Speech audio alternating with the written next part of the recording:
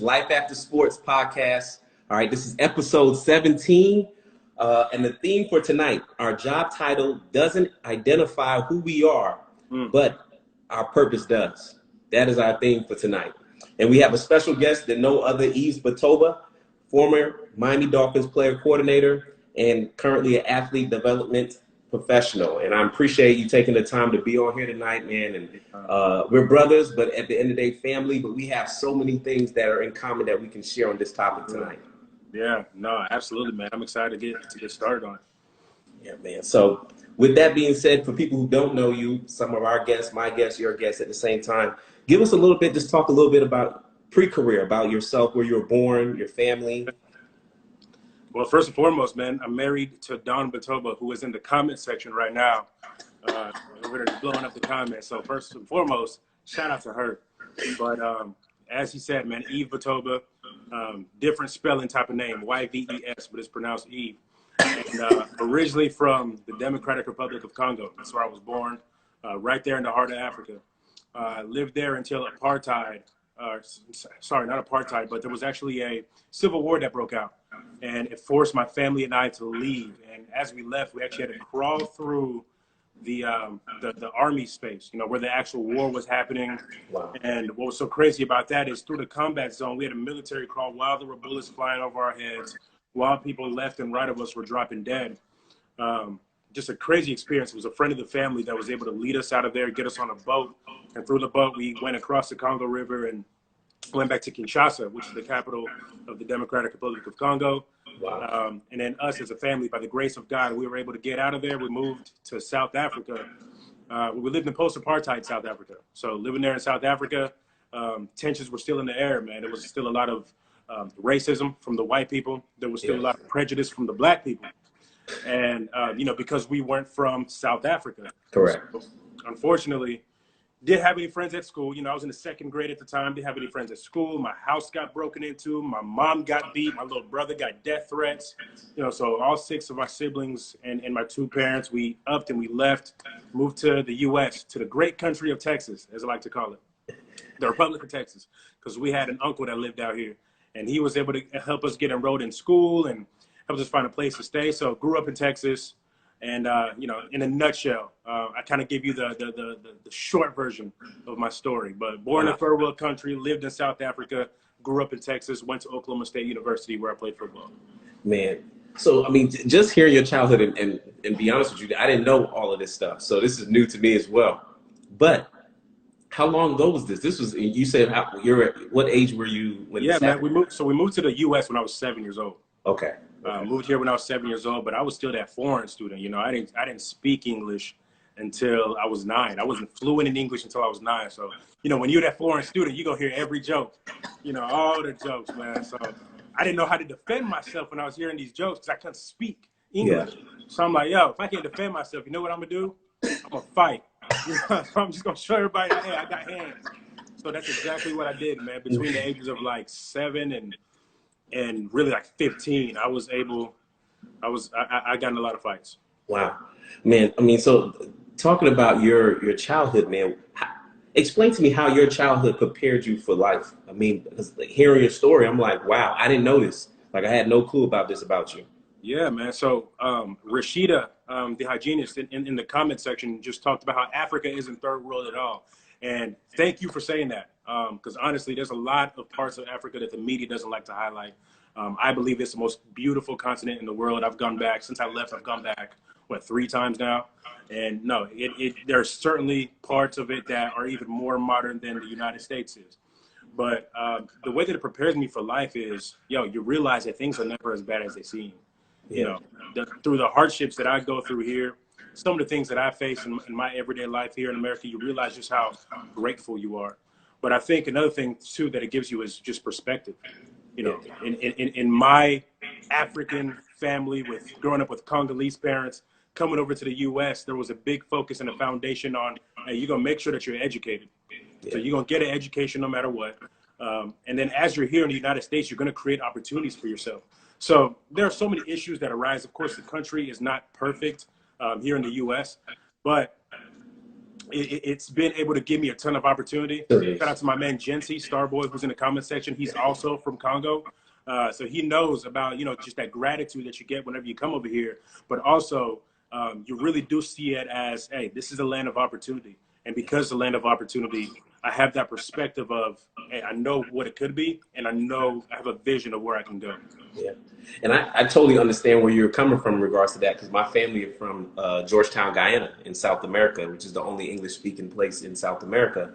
And so coming from Guyana and my parents coming here, they're ingrained in us, hey, education, nobody can take that away from you, and that's paramount. Yeah. You do that, then you can set up the opportunities is unlimited for you.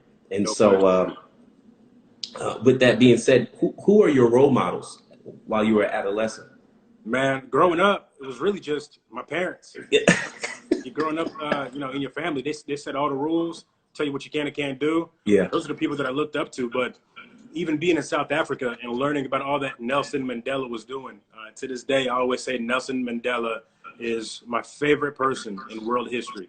Loved everything that he stood for. He had a firm belief, and it was non-negotiable. He wasn't going to change it for anything. And even above and beyond that, he was able to utilize the power of sport to even unify the country of South Africa. In a day and age where, it was unprecedented, wrongfully went to prison, and even whenever he came out of prison, didn't have any type of vengeance that he felt like he had to go out and prove. Or malice. Yeah, he became the system, became the president, unified the country through the power of rugby. And, that's forever going to be one of my favorite people in world history.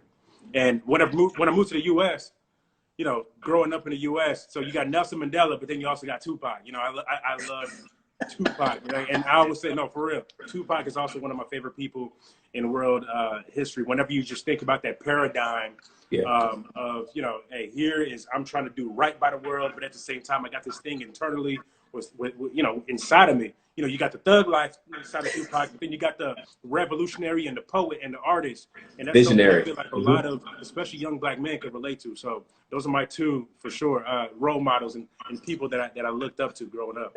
Outside your parents. Outside of my parents, for sure. So talk to me. When did you start playing sports? Like when and what sport at that? Bro, I didn't know anything about sports, man. We weren't an athletics family.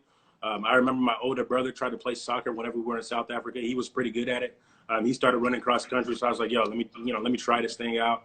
And I remember he actually set the record at our middle school for the high jump. Right? I think he ended up jumping it was like 5'8" or something like that in middle school.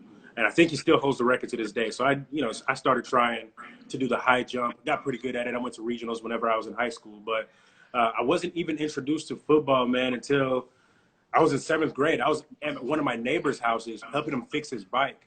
His dad comes outside and says, "Hey, you're pretty fast, man. You ought to try out for the football team." And I was like, "Well, shoot, who gets the ball a lot?" He was like, "Well, the quarterback." I was like, "I don't know if I could throw. Who else gets the ball a lot?" "Running back." I said, "Bet, I'm going for running back." So that's how I was introduced to football, man. I was in 7th grade. Didn't know what the heck I was doing. I just remember I made the team. Coaches gave me the ball. They said, "Hey, make sure you go that way." And, I played slot receiver. I played running back, and I played safety. Didn't really know the rules, but I knew, hey, I got to be here, and I got to catch this ball, or I got to run this way. That's it. That's all I knew, man. How did your parents feel about you playing sports, especially when probably academic was, ingrained in you? Bro, again, my parents, this was all just unfamiliar to them. Yeah. So it's like, okay, you played a sport. We're going to come and watch you every now and then. It sounds good.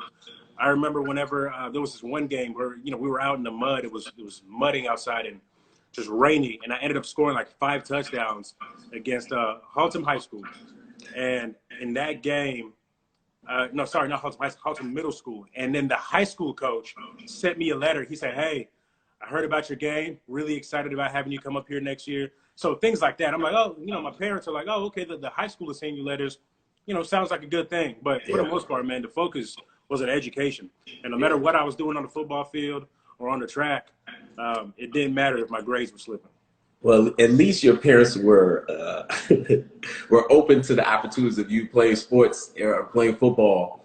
I remember while you're talking about this story, I was just having something that came back to me when I was in high school. So I played basketball, baseball, did track, long jump, high jump, triple jump as a jumper. And then I wanted to do in basketball as well. And I wanted to do football. I went to football practice when I wasn't supposed to. All I remember, my mom came out there and was like, spoke to the coach. The coach was like, why would you even come out here if you know your mom don't want you playing no football? Right. And when I say the most embarrassing day in high school, that was one of them, man. Dang, bro. You might want to erase that from your memory, man. Hey, but I look back now, I'm like, Mom, I could have been a Walter Payton or something. Okay, I'm talking too much. I ain't a Walter Payton, but I'm just saying the opportunities could have been something totally different. But you know, every year around the Olympics, I always look at all the events, and I'm like, man, I wish I knew about some of these when I was younger. I would have been a gymnast. I would have been a swimmer. I would have been doing all the backflips for real. It would have been a different story. It's crazy when you look back and you're like, man, I wish I did this. I wish I had the opportunity to do this. And your family coming from another part of the country, another part of the world. My parents, same thing. So they don't really know. It's like I didn't do AAU growing up. My parents they didn't know what that was at all. Right. And so and crazy. That's even that transition to Oklahoma State. The whole reason why I picked over Oklahoma State, it was down to 3 schools for me, and I went to Oklahoma State because of academics. They had a sports media program, and they were one of only 2 schools in the country that had a sports media program at the time. And that's the reason why I chose Oklahoma State, and they were going to give me an academic scholarship for it. Yeah. Funny enough, after 1 year, I ended up switching majors. But by that point, I was already too in love with the universities. I fell in love with the institution. But that's why I went to Oklahoma State, man. I had some small offers, some football offers from smaller schools. Yeah. But I chose Oklahoma State, and I was determined that I was going to walk on because I was already in love with the game at that time. So went to academics, walked on, and eventually earned a scholarship. Man, that's what's up, man. Look, so talking about what was your experience at OSU? Yeah. No, it was great, man.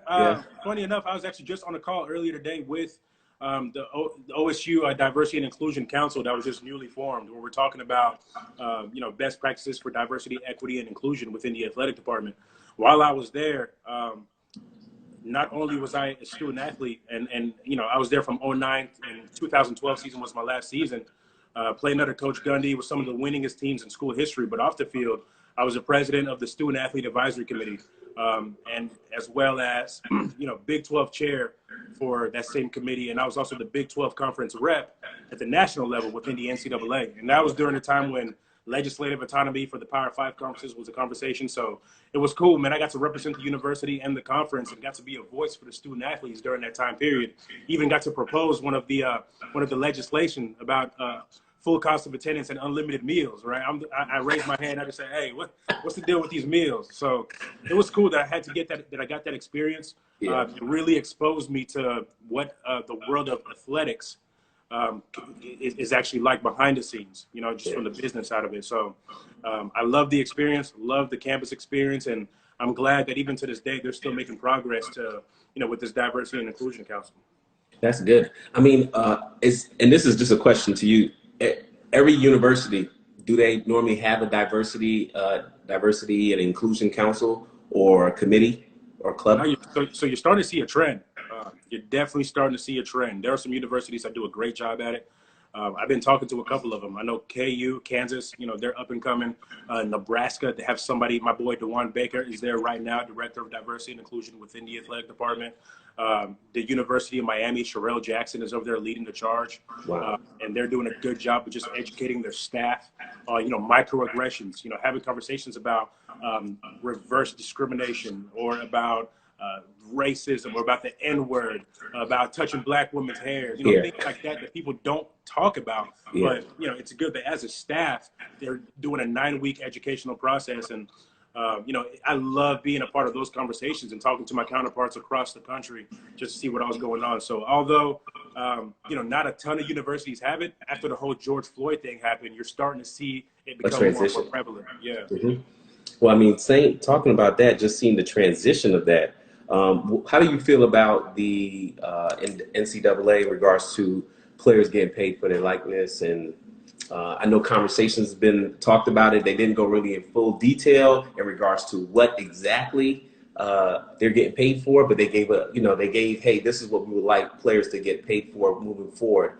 And you may have a little bit better information in regards to how does this work with legislation in regards to yeah, disclaimer, the regulations are definitely still being worked out. Not a ton of details yet, but it's about time, bro. Like, seriously. I've been talking about name, image, and likeness and being able to get paid for that for the longest. See, there's two different conversations about athletes getting paid. There's pay for play, which has to do with performance, which has to do with the athletic department and your school paying you. And then there's name, image, and likeness. And I've been advocating for that for a while because, yo, it's the free market. Yeah. You know, it's the same opportunity that everybody else in America has. So if I'm able to get paid off of this skill by whatever brand or company or organization, or because I'm able to just generate a bunch of social media followers, yeah, no, let me do that, you know? So, let me get paid for it. Exactly. Let me get paid for it. So I love it, man. I love it. And I think that it's going to be something that honestly might change the face of intercollegiate athletics and professional athletics for years to come. Wow. Wow. Well, I mean, great conversation in regards to that, because I was like, man, what's going on with college sports right now? Everything's kind of like on a halt. Some schools are in practice. They're practicing in regards to, for fall sports. Some institutions, or I believe I'm not going to say it's the NEAC, they canceled their fall. Yeah, they canceled a lot of conferences have canceled their fall sports. Yeah. Yeah. So I mean, it's going to be. I don't know how it's going to look. I don't know how college sports is going to look. And I think a lot of the universities are looking to see what's happening with the professional in regards to professional sports. We have recently the Miami Marlins. They had a lot of people tested positive for COVID-19. I don't know what was going on over there, because it was like 14 players. I'm like, yo, were y'all bobbing for apples in the field house or something? I don't know how so many guys ended up getting it, but yeah, no, it's a shame. It really is. Yeah. Well, going back to what we talking about, which is college sports. I mean, let's talk about your transition. It's a little bit more about you. Talk about your transition from playing college football to working with the Miami Dolphins, and what happened in that transition. Yeah, man. I think that anytime an athlete is done doing something that they've been doing for a long time, right? It's hard. And I was done playing college sports. I remember after my pro day, stepping off of the field, thinking to myself, that's probably the last time that I'm going to be on the field for performance-related reasons. Wow. And I was at peace with it. I was like, you know what? I have an idea of what I want to do next. I'm good. I'm at peace with it. And then it actually hit. And I was like, yo, I don't know what the heck to do with myself. Because as involved as I was on campus, in the athletic department, at the Big 12, at the NCAA, you don't realize that it's such a big part of who you are, man, especially when you've been doing it for over a decade. I've been doing it. And honestly, the longer that you are a part of it, the more that you experience a foreclosure, right? I've called it an identity foreclosure. A lot of guys will always say, hey, I'm an athlete, but I'm more than an athlete. I'm not just an athlete. And no matter how strongly you feel with that other part of your identity, that athlete identity is still a huge part of who you are, right? And shoot, you got some guys who they transition out and they still think they can go out there and play a full game. So, I'm laughing because I'm thinking about a podcast right now. Brandon Marshall said, "Hey, right now, go back on the field right now." Hey, but B. Marsh might actually be able to do it though. Hey, different breed. But so with that said, man, it was definitely a hard transition. Fortunately, I had some great mentors who were able to help me with that transition into the professional world. Because I was repping the Big 12 conference through the NCAA, I was able to go around the country and speak at different conferences, the Inclusion Forum. I was a panelist in some of the conferences. And that opportunity led me to working at the University of Notre Dame in an area called Student Welfare and Development, where we focus on leadership development, career preparation, as well as community outreach. And through that experience, the senior associate AD there was able to connect me with a gentleman down at the Miami Dolphins. And long story short, a couple months later, I was able to, I met him, offered me the job on my birthday. It was on July 14th. 2 weeks later, I was driving down to Miami, drove 19 hours from South Bend, Indiana, down to Davie, Florida, and I started working with the Dolphins, man. But it was really all because of the individuals that I had connected with. It wasn't because of anything that I did. I'm telling you, man, it was definitely all God. Yeah, no, absolutely, man. I mean, talk about the most gratifying experience that you've had working with the Dolphins. Oh, bro, knowing that you're making a difference in these guys' lives, right? I remember 1 year I got a text message. It was during the off season. One of our players sends me a picture, and he was at his mom's place, and on his fridge, on his mother's fridge, was a budget sheet that I created for him and his family. And he said, man, look at this. Because of this sheet, my family and I have had conversations about financial responsibility. Now my family sticks to a budget, and I don't know if this would have happened if it wasn't for you guys. So thank you so much for what you're doing. So, I took a screenshot of that. I still have it on my phone. But, those little things, knowing that you're impacting lives, you're impacting families, that easily is the most gratifying. It's the most rewarding part, man. That was the real paycheck. Because if you work in sports, a lot of times you're overworked and you're underpaid. But whenever you get those stories, man, you're like, yeah, it's definitely worth it. Yeah, it makes you feel like I'm in my calling. I'm doing more than just the position or the title that I'm working for at this particular organization, but I'm actually making an impact, and not making an impact in just a player's lives, but you just made an impact in his family. Yeah, man, and that's just way more than just collecting a check. That's true purpose right there. Well, talking about more than just a check and purpose, talk about your divine core values. Yeah, man. No, I feel like everybody should take time to actually self-reflect and figure out what your core values are. For me, I've done that, and I've altered it briefly over the years. But right now, it's faith, unity, growth, and action. Those are the four things that I really lean on. Faith is a huge part of my foundation, a huge part of who I am. I gave my life to Christ when I was 19 years old, whenever I was at Oklahoma State. When it comes to unity, I believe that you get more done whenever you come together, right? Anything in life that's worth doing is worth doing with other people. And whenever you can get people who don't look like you, people who challenge your thoughts, people who come from different social economic backgrounds, and you're able to move together in one direction as a cohesive unit, that's what heaven is supposed to look like. That's what the world is supposed to look like. Beyond that, growth. In football, they tell you if you're not getting better, you're getting worse. I ain't trying to get worse. So I'm trying to get better always. So there's no standing still. So in life, whether it's what I'm reading or how I'm exercising or, whatever I'm doing, I want to make sure that I'm excelling at it. Being a husband, I want to be getting better at it. And then finally, action. A lot of people are just all talk, plain and simple. A lot of people are all about ideas, but they're not about execution. Wow. So whoa. Hey, hold up. Say that back one more time. A lot of people are about ideas, but they ain't about execution.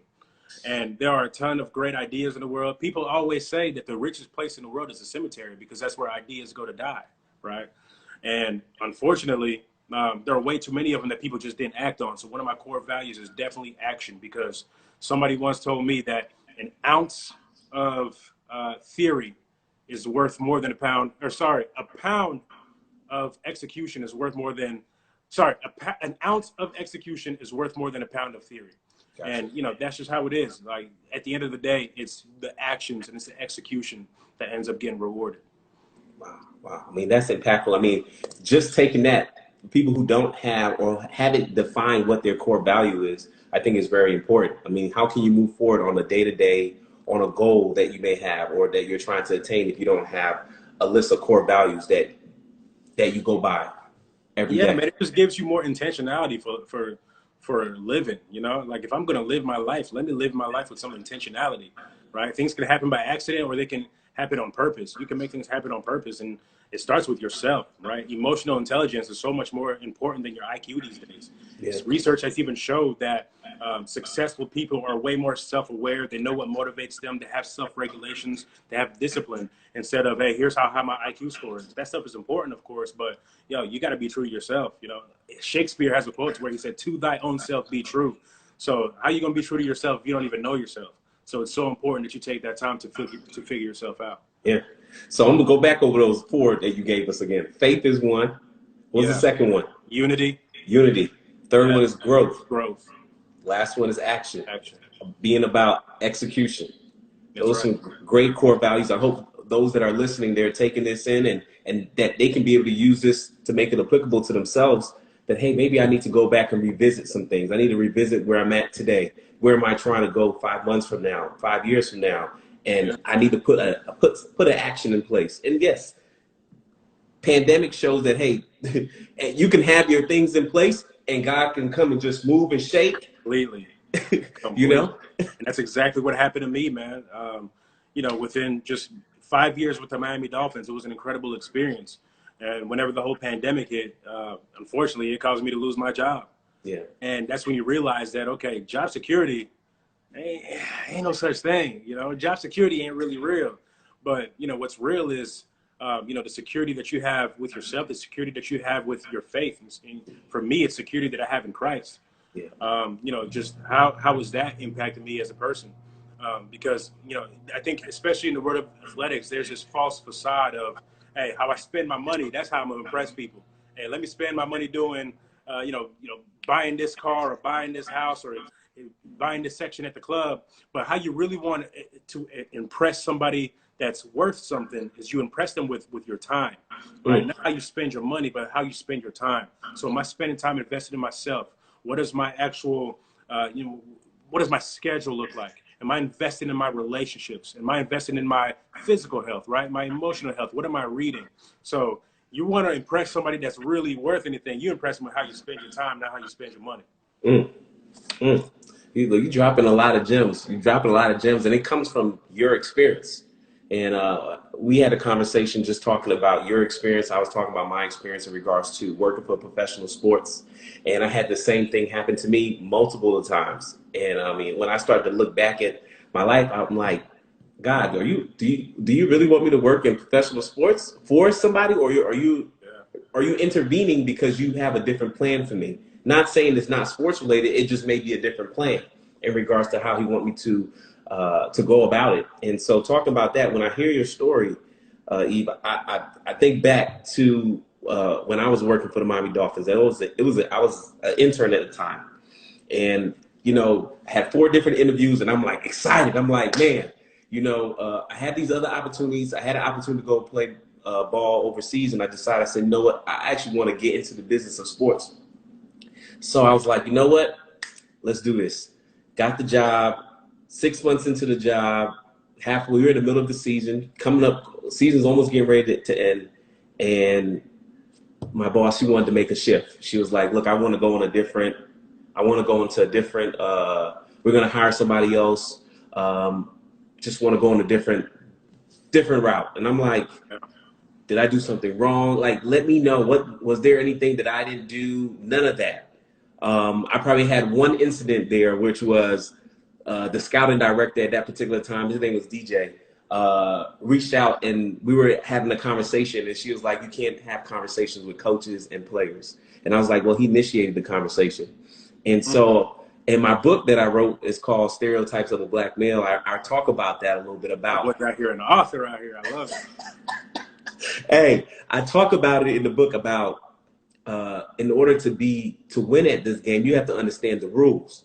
So a lot of times we get in jobs and stuff, we're really not understanding not really understand the underlying rules that are needed to be played out to actually be successful at that institution or at that university or at that job. And so caught me off guard. In my mind, I was thinking, oh man, I need to talk to HR. This is not right. And my mentor that was there at the time, he's still there, Twan Russell. It's like, hey, don't do that. He was like, don't do that. Don't do that. Say, hey, this was for you. Trust me. Just go. You'll find something else. You don't want to commit. What was it? He said a word. It was called like job suicide. You don't want to blackball yourself within the sports industry. And I said, you know what, Twan, you're right. That was like the best advice that he had gave me at that particular time. But 21, 22, you don't really know. You don't really understand. And then if I look back now, working with athletes, and at that particular time, years later down, I'm sending emails to the same person who fired me, and because of how I handle it, I was able to still get the things that I need to do for my business. So in retrospect, man, it's just crazy in regards to how, you don't understand things happening at this particular moment. We don't know until we actually get a chance to sit back and self-assess it, and years later, you look back and you're like, man, my time is up. God just knew it was ready to prepare me for something else. No doubt, man. It even goes back to just what we were talking about earlier with that identity foreclosure. Whenever you leave a certain part of your life, you just don't, it gives you some time to really say like, okay, who am I? And what are the things that I've loved in the past? How do I envision my life? I told you my story earlier about me being connected. I still have a heart for Congo, and my long-term vision for my life still deals with me giving back to Congo and helping develop and unify the country. Yeah. And I know that I can do that through the power of sport. So whenever I was let go from the Dolphins, for me, it was a time to say, you know what? I have an opportunity now to actually align with my long-term vision better than I did whenever I was with the organization. And by the way, no remorse towards the Dolphins. I'm still rooting for them. Yeah. I think that I think the world of Coach Flores, by the way. I think that he's one of the best leaders that I've ever been around. I'm talking about day in and day out, completely consistent, same person every time he shows up. But, you know, it was one of those things where over the last, I would say over the last 2 years, I had 3 different chances to leave the Dolphins. Different job opportunities came about, and I was loyal. I was loyal to the team, and I wanted to stick around, and I loved how everything was going. And, you know, whenever this whole thing went down, I'm like, hey, did I make a mistake? Should I have left last year? You know, I know some people were trying to pay me more money and give me a better title and all that stuff. But you know what, man? Whenever I was let go, bro, I didn't even second guess it. And Yeah. I was never bummed out. You can even ask my wife whenever I was telling her that I got let go. I said it with a smile on my face because she was like, why are you smiling so hard? I was like, yo, God is about to move. And that's the reason why I was smiling. And, you know, we felt so at peace about the whole thing because we had been in prayer. We were sure of ourselves. We were sure in our faith. And honestly, man, over the last couple of months, it's been revealed to us even about what our purpose should be, how we're supposed to be thinking, whether it's about career and about money and about family. And, you know, over the past couple of months, man, it's been what I talked about in my podcast. I released a podcast a couple of weeks ago, and I talked about this shift, this mindset of a wild animal versus a zoo animal. You know, whenever you're a zoo animal, you're in a place and somebody's coming around every so often to feed you, right? Relaying that to, hey, I work for this company, I work for this organization, and I know my paycheck is coming every 2 weeks. Somebody's coming to feed me. And versus whenever you're a wild animal, yo, if I don't get up early in the morning, then I'm just not going to eat, you know? So you got to go out and you got to get it. You got to go and you got to seek that opportunity, and you got to seek your funds and your money and how you're going to eat that day. So that's kind of the mode that my wife and I have been on recently. We've just been on wild animal mode. Yeah. And I see Marsha in the comment section talking about a podcast. Yes. Good Evening is the name of the podcast. So we're on episode 3 right now. You're on 17, so I got to catch up. But yeah, Good Evening is the name of the podcast, man. And so yeah, that's the vibe that we've been on, man. Just on a go-getter type of mentality. And one thing that I've learned about change, man, it often brings more good than it does bad, and change is often for the good. So we've embraced it. We've embraced it wholeheartedly. Man, talking about change, and I went through another change shift earlier this year. You know, I was coaching at ASA College women's basketball. I've been doing that for 10 years, just in general. And I already had it in my mind. I planned it, spoke to the AD when he hired me. I said, hey, I have 2 years at this job. And in 2 years, I want to give my assistant coaches who are Black females, I want to give them opportunities so that they could be a head coach if this is something that they would like to do. And because I was teaching as a professor at the time. And so first season went by, drastically changed the program. Went from a program that didn't win any games within those 5 years of being there to a program that won games, had 5 or 6 players transferred and graduated and went to another school. I had 2 Division I players that went. I had 2 Division II players, and then I had a couple who just went to another school. And in that transition, the next year, recruited differently. We had a game in January this year, Yves. Had a game. The game, we played really bad that game. I got it. This is the weekend. The game was Saturday, January 4th. I got an email the next day, but then, you know, it's the weekend. I'm not checking emails. Came back from the game on Saturday that we lost. AD calls me. He said, hey, did you check your email? I'm like, check my email? No. He said, yeah, we're just going to move in a different direction. I'm like, I'm actually out with friends. I'm like, move in a different direction. Noise, I can't hear you. What are you saying? I said, I'm going to call you back. He said, just check your email. Don't call me back. Just check your email. Email was like, hey, thank you for everything you've done for the program, da-da-da. We just going to decide to move in a different way moving forward. And this is like January, pre-corona, you know what I'm saying? And I was thinking to myself, and I've always been the type to, hey, I'm doing this, but I'm always planning for other things. And I already had something else that I was planning, that I was doing already prior to that. Crazy enough, I got that phone call, and I'm like, man, in my mind, this was gonna happen at the end of the season. Mind you, we're a month or a month and a half away from the season ending, and just like that, And you just can't plan for these things, man. Can't plan. No, can't plan for it. When it happens, just happens. So I took time to self-assess, like I've done any situation after that has happened. Gratefully, I had another job at that particular time, so I'm grateful for that. But it just always, like you said, you could get comfortable in a situation, and God comes and say, "Hey, I want to see you do more, because there's more that you could do in being uncomfortable. When you're comfortable, you're stagnant and good, like you said, in regards to being a wild animal or just waiting for that meal to just come there and you're good. And it just puts things in a different perspective. I mean, this podcast came about prior to that, I was thinking about it, but now I had more time to do it, just thinking about it. I even remember at this, Super Bowl weekend, whenever you had everybody over and you announced the podcast, I was there and in full support. But, just to what you were talking about comfortability, it's easy whenever you're comfortable to feel like, hey, these other dreams that I had, they kind of, they dissipate. And you start to feel like, hey, these dreams are going to die. And sometimes it almost feels like God is forcefully removing you from a situation in order for you to, one, to dream again, but also, two, to get your faith and your trust back in him, for him to be able to say, hey, just so you know, I still got this. I got you. I'm still the ruler of the universe, and just watch how I'm going to make this work. And I'm going to make it work in a way that's going to show you that it's not you that's in control, but it's going to show you that, hey, I'm the one that orchestrated this entire thing. Yeah. So, that's how it's been working out for me recently, man. But, God doesn't call us to do hard things even. He calls us to do impossible things. And the only time that it seems like it was impossible is whenever God can fully show up the way that he can and say, yeah, I got this. Yeah.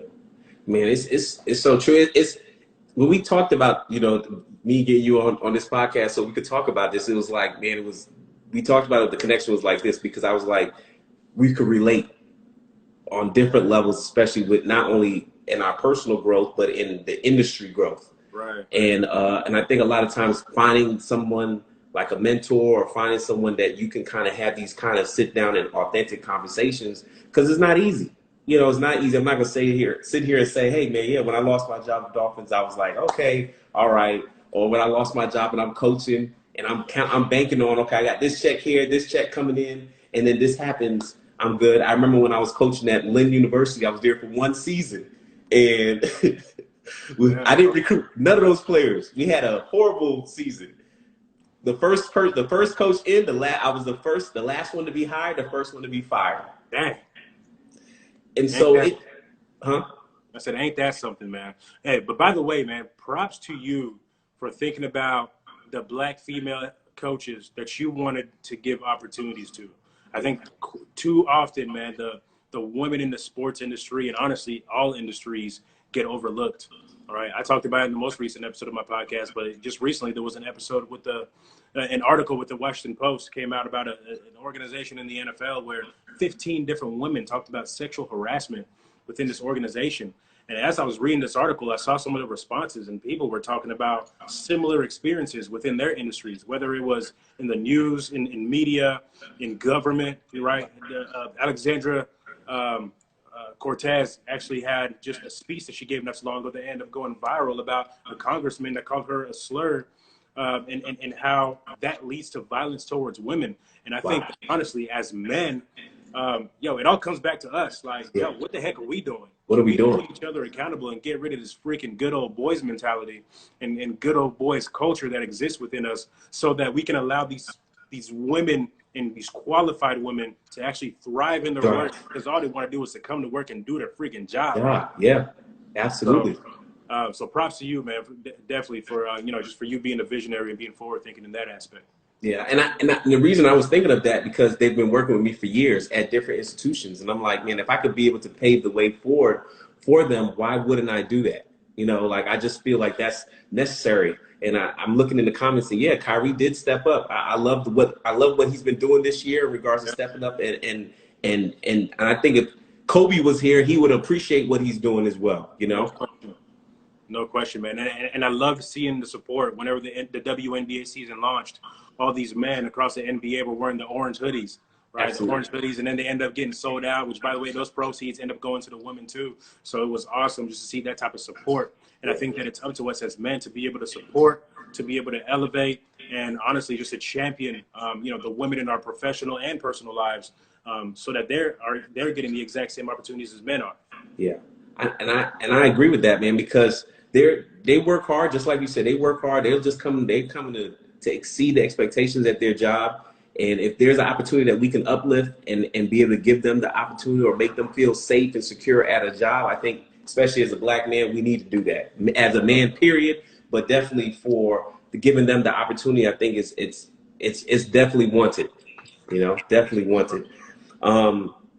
Talking about purpose, how important is it for us to find our true purpose in life? Man, so research shows us, right, in true psychology, it shows us that there are three elements of human happiness. There's personal growth, there's contribution to society, and there's connection to others, right? And for a lot of people, whenever they're done playing football, right, whenever life after sports hits them, quite often they lose all three of those at the exact same time. So it's almost like you have to recreate yourself, and you have to stop and you have to define that purpose. An example that I love talking about, I love to give, is a linebacker who plays for the Miami Dolphins right now, Raekwon McMillan. It was a chance where he had the money to pay for his mom to start her own beauty salon, right? But instead of just giving her the full amount and help her start the beauty salon, what he said was, hey, how about I give you this money to put you through school, right? Learn the skills that are necessary. And so he gave her the money to put her through school. What she did was she ended up finding a whole bunch of classmates, and they came together and decided they're going to start this thing together, because now it's given them personal growth, right? She's going to school. Yeah. Connection to others, right? She finds all these different classmates, and now there's that contribution to society. And we're starting this thing, and we're going to be women entrepreneurs, and we're going to be black women who are doing this thing. And what it does for them is it gives them a sense of purpose. Now it's no longer as, hey, I'm just enabling you, but I'm really empowering you, and I'm giving you purpose. And I think that we live in a microwave society where we want things instantly. We want things right now. But it's really hard. You have to stop and take the time to dig deep and think to yourself, how is it that I can look down the line and figure out what my God dream is, what my big dream is, so that I can continue to live out purpose and not just feel like I'm going every day, check to check. Man, that's deep. That's deep. Say those three again, because people are listening, and I don't want them to miss those valuable gems that you're saying in regards to those three elements. Yeah, man, the three elements of human happiness. There's personal growth, there's connection to others, and then there's contribution to society. Man, look, I'm over here taking notes with my pen, because that's how important those gems are. And I think it goes back to our topic, talking about our job title doesn't identify who we are, but our purpose does. And I think a lot of times we're spending a vast majority as human beings, including myself, I can say it as well, that I've done it. We spend a vast majority of time worried about the titles of jobs. They're really trying to be in tune with God first. Oh, yeah.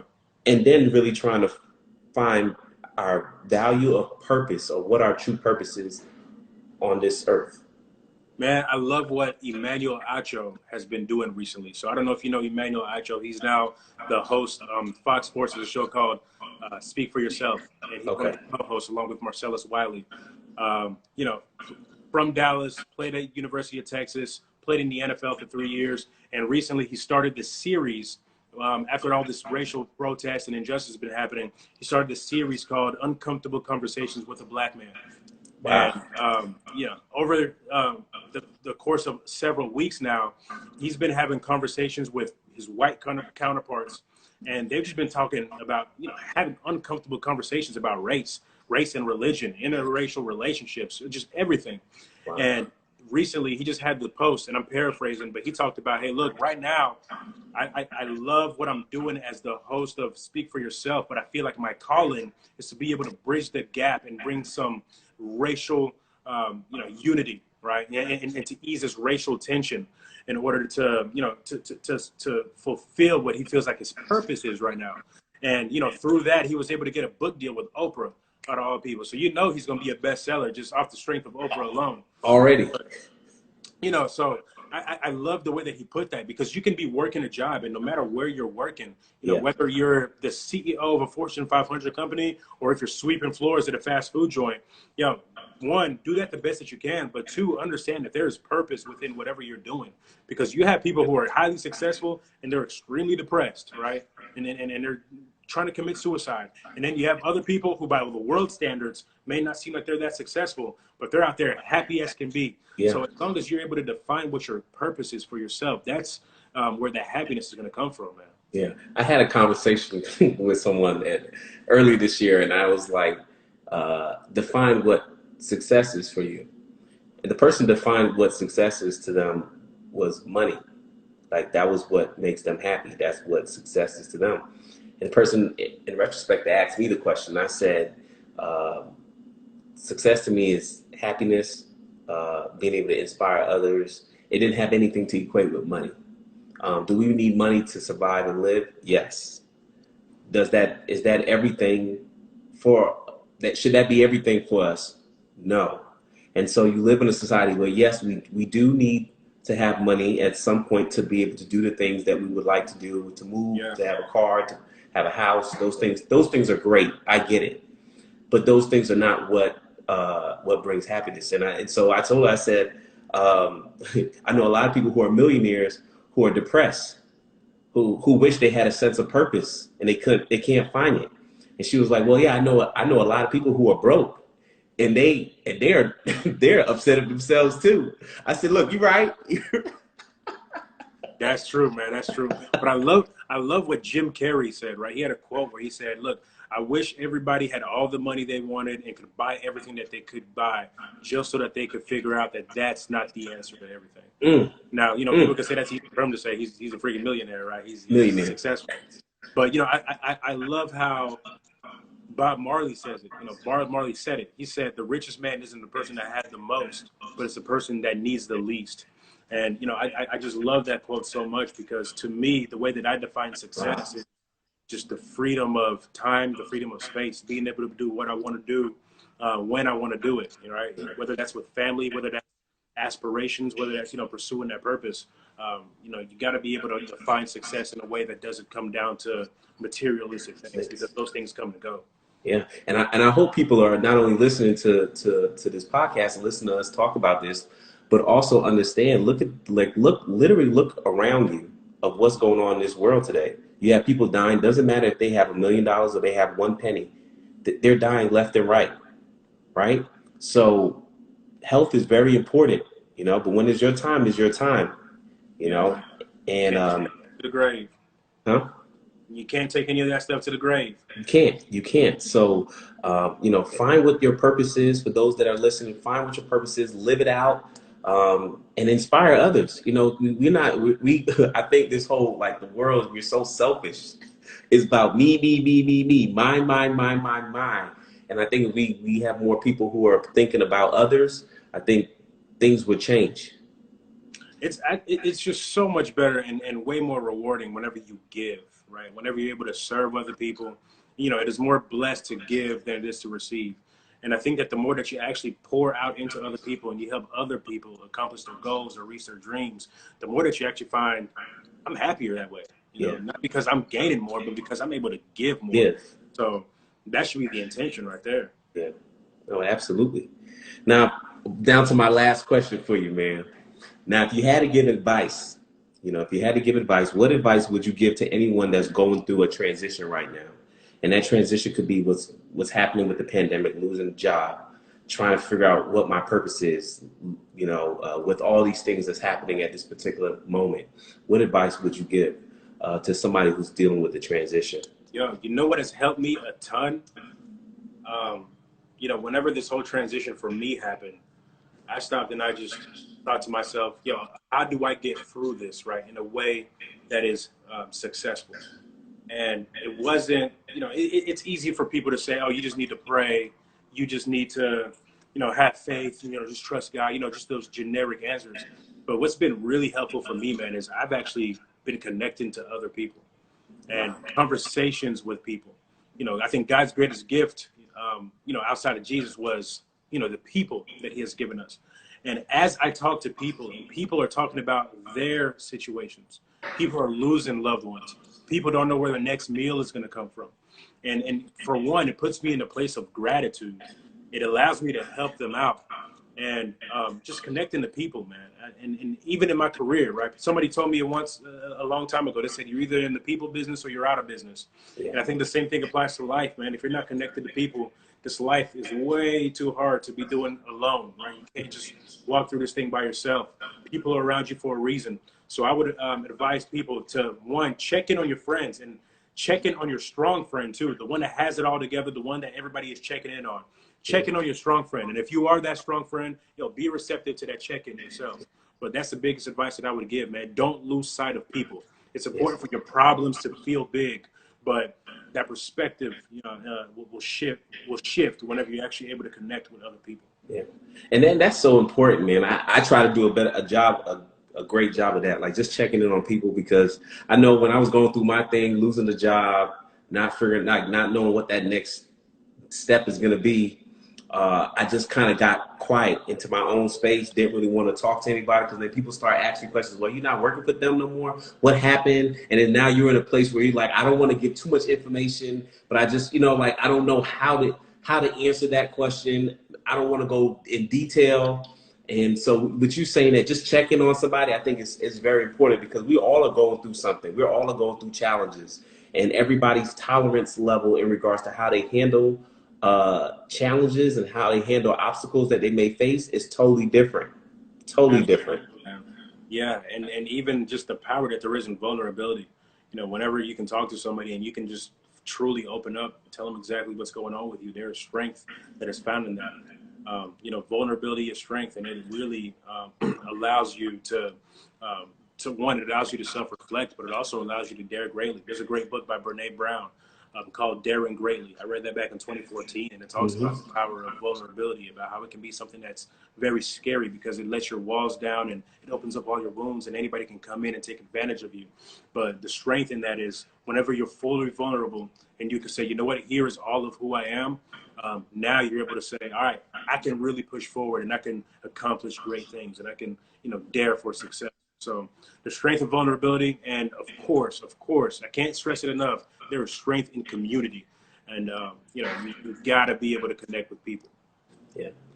Well, look, man, I just want to say I'm grateful that I was able to connect with you when you started working for the Dolphins, man. No because doubt. that friendship and that brotherhood has surpassed that, man. Like just being there at your wedding, and we're still great friends. And I just want to say thank you, man. Thank you for taking the time to come on our show, episode 17, and share your experience and give us a better perspective of who you are. Absolutely, brother. I still look at that wedding footage every now and then. I see you sweating up on that dance floor, bro. Killing the game, bro. Hey, man, tell your wife I said hello, and man, I appreciate you, man. And if there's anything that you need from me, let me know, man. Again, thank you for your time being here on Life After Sports podcast. And for those that don't know, he does have his own podcast. And if you don't know, type it in on there. Type it in on there, Eve. Yeah, let me go ahead and just drop the name in the comment section real quick, because my name is a little different when it comes to spelling, but it's pronounced Good Evening. So I'm going to drop it in the comment section right now. Go ahead and check it out, man. New episode is coming out tomorrow night. All right. And when are your episodes? Is it every Tuesday and Thursday? Tuesdays and Thursdays in the evening. Okay. Hey, I love it. I've been listening to I listened to all three already, and I love the information that you're putting there on your podcast. I'm gonna make sure that I continue to support it as well. I like the fact that it's 7 minutes, it's nice and quick, and I love the music that you got in the background. I gotta say that, man. Yeah, man. Trying to give it some flavor, man. Just a different touch. I love it, man. I love it. The information is powerful, and I'm glad to see the things that you're doing, and I can only expect to see greater more things, because I know you got a lot more things in store, man. So appreciate you. All right. Thank you, man. Have a good night, my brother. You take care. Peace. Till next time. Till next time, bro. All right.